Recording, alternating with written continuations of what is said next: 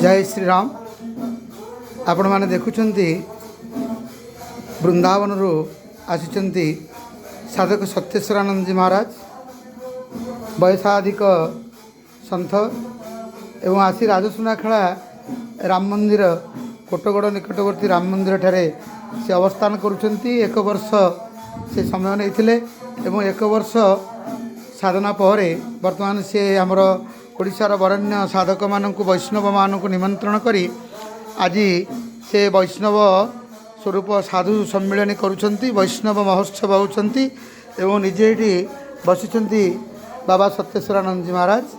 आज से वैष्णव उपचार विधि रे आज से आश्रम रे से तंकर वैष्णव स्वरूप रे अधिष्ठित हेले।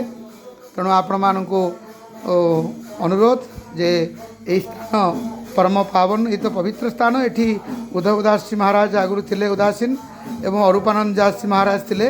तापरे आसिकी बाबा वृंदावन आसी एठी उपस्थित होइछंती एवं भगवान रामंकर पूर्ण विग्रह पाषाण स्वरूप भगवान राम लक्ष्मण माँ जानकी हनुमान जी पूजा पाउछंती।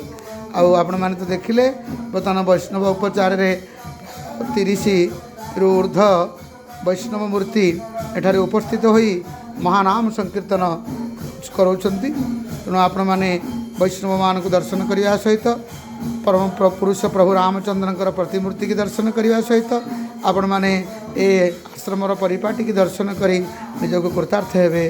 जय जगन्नाथ, जय श्री राम, जय जगन्नाथ।